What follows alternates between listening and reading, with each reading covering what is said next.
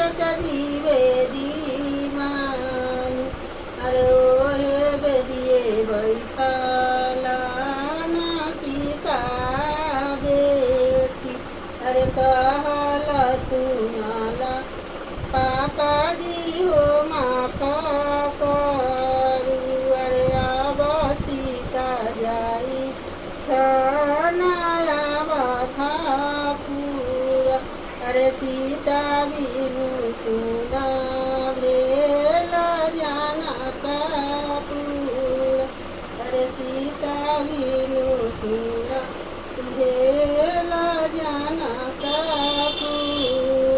अरे गंगा जी के माटी लाके भैया जी रे दीवान। अरे ओहे बेदिए बैठा लाना सीता बेटी। अरे ओहे बेदिए बैठा लाना सीता बेटी। अरे कहला सुनाला भैया जी हो माफ करू। अरे अब सीता जाई छनाया बधापुर। अरे सीता बिनु सुना भइले जनकपुर।